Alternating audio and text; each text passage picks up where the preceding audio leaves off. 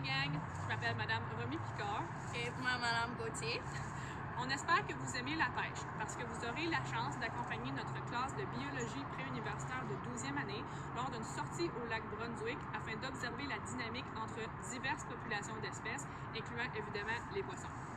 Donc, après cette activité, les élèves devraient être en mesure d'expliquer les facteurs qui influent sur la croissance de diverses populations d'espèces et aussi d'analyser, en appliquant la méthode scientifique, les interrelations entre les populations d'un écosystème.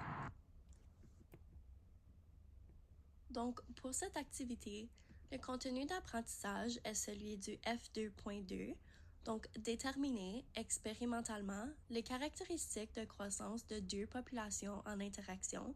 Par exemple, examiner la dynamique de population d'un prédateur et de sa proie, ou étudier la compétition entre deux prédateurs pour la même proie.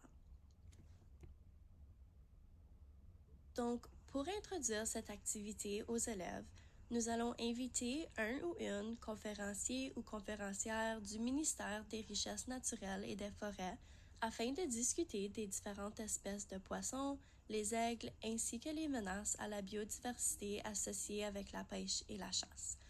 Si cette personne n'est pas disponible, nous allons diviser la classe en 4 groupes et fournir les ressources suivantes aux élèves pour qu'ils préparent une courte présentation d'environ 2 à 4 minutes, soit sous forme de PowerPoint ou d'affiches, au sujet des populations d'aigles à tête blanche, les dorés, les brochets et les perches chaudes. Les élèves pourront ensuite présenter leurs découvertes à leurs camarades de classe.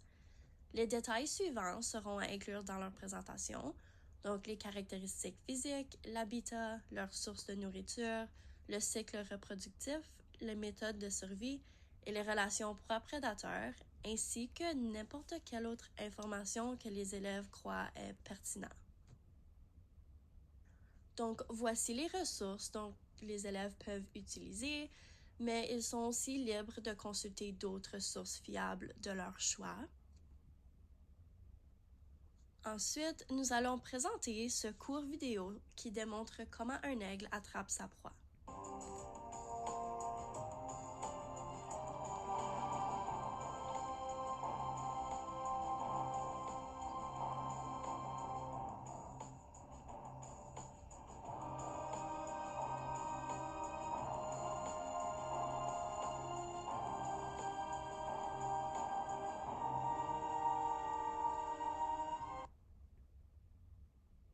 Donc, pour conclure l'introduction de l'activité, nous allons aussi inviter les élèves à lire et à se familiariser avec les concepts de la capsule scientifique.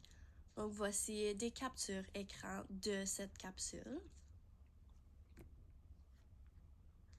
Maintenant, pour le déroulement de l'activité, si c'est possible de compléter l'activité à l'extérieur près d'une étendue d'eau, tel que le lac Brunswick, organisez une sortie de classe qui permettra aux élèves d'expérimenter et d'observer eux-mêmes la dynamique entre les populations de poissons, d'aigles à tête blanche et les humains, tout en ayant la chance de pratiquer leur technique de pêche. C'est aussi une occasion plus interactive et mémorable pour les élèves comparativement à une expérience par simulation. Avant de quitter pour l'activité, il est important de s'assurer que vos élèves emportent les éléments suivants de la maison ou ceux fournis par l'école, donc des jumelles s'ils en ont, un appareil photo ou leur téléphone, une canne à pêche, une feuille d'observation et un crayon, ainsi qu'un gilet de sauvetage. Avec l'exception d'une tempête, avertissez également vos élèves pour qu'ils s'habillent chaudement et d'être prêts pour des averses. Une fois arrivés au site de pêche, les élèves devront utiliser leurs jumelles afin de tenter de repérer les aigles et de les photographier en action si possible. Ils auront aussi la chance de tester leurs habiletés de pêche et de tenter d'attraper des poissons pour ensuite les relâcher. Pendant la sortie, les élèves doivent songer à la dynamique entre les populations de poissons, d'humains et d'aigles dans cet écosystème, prendre des notes ainsi que des photos. Si ce n'est pas possible de compléter l'activité en personne, que ce soit pour des raisons de sécurité ou d'accès à un habitat aquatique, vous pouvez aussi effectuer l'activité en salle de classe sous forme de simulation sèche. Si vous choisissez de faire une simulation, Expliquez aux élèves de façon détaillée ce qu'ils auraient vécu pendant la sortie sous forme d'une mise en situation qui leur permettra de s'imaginer dans ce contexte. Donc, voici une capture écran d'un exemple d'une mise en situation que vous pouvez utiliser. Donc, nous allons maintenant regarder deux côtés du déroulement de l'activité au niveau de la planification. D'un côté logistique, vous devrez trouver un autre membre du personnel enseignant qui est libre de vous accompagner pendant la sortie et, étant donné que la sortie dure une après-midi complète, vous devrez faire des arrangements avec les autres enseignants des élèves qui manqueront leur cours pour la sortie, ainsi que planifier des travaux pour le ou la suppléante pour vos propres cours manqués lors de la sortie. Les parents des élèves devront aussi approuver et signer un formulaire de consentement et de sortie. Pour le transport de la classe au site aquatique choisi, vous devrez trouver et planifier un moyen pour que la classe se rende à destination, comme un autobus scolaire par exemple, ainsi que déterminer la façon la plus réaliste qui favorise la prise d'observation par les élèves et qui leur donnera la chance de pêcher. Dans notre cas, dans la région de Hearst en Ontario, nous communiquerons avec un employé du Brunswick Lake Lodge afin d'organiser un tour de ponton, pontoon en anglais, sur le lac. De cette façon, nous pouvons tous pêcher et nous déplacer sur le lac afin de trouver les populations à observer. Cette expérience peut être reproduite dans n'importe quel autre habitat qui comporte des populations que les élèves pourront observer. Si vous choisissez une autre étendue d'eau pour cette activité, vous devrez vous assurer qu'il y a bel et bien des populations de poissons et idéalement d'autres espèces à observer, telles que des aigles, huards ou autres, afin d'examiner la dynamique entre plusieurs différentes populations. Vous n'avez qu'à arranger le transport vers ce nouvel endroit, ainsi qu'à établir comment la classe va pêcher, soit en bateau, sur un quai, sur le bord de l'eau, etc. Quant aux mesures de sécurité, nous recommandons de discuter avec vos élèves afin d'établir combien d'entre eux peuvent emporter leur propre gilet de sauvetage, jumelles, appareils photo et équipement de pêche. Vous devrez fournir l'équipement à ceux qui n'en ont pas à la maison.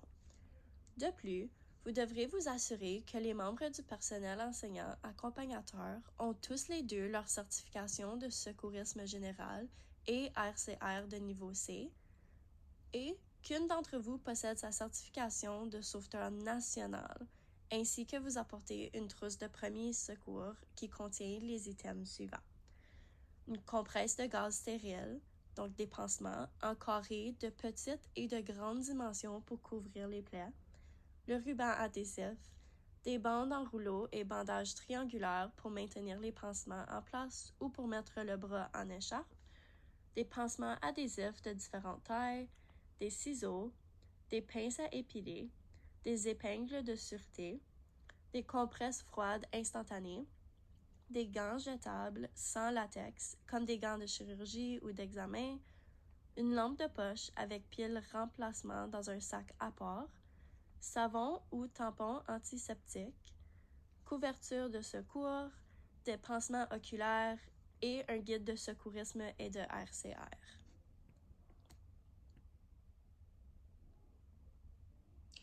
La journée après la sortie au lac ou la journée de la simulation en classe, les élèves auront une période de 75 minutes ou 2, dépendant de l'efficacité des élèves, pour répondre aux questions de compréhension retrouvées dans la fiche de l'élève en lien avec l'expérience.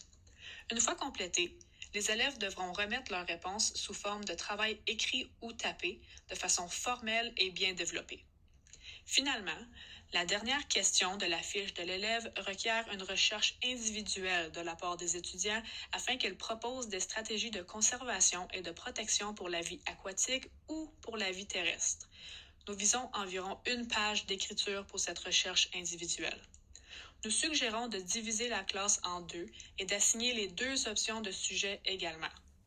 Les élèves auront les ressources suivantes afin de faciliter leur recherche, mais ils sont libres de consulter d'autres sources fiables.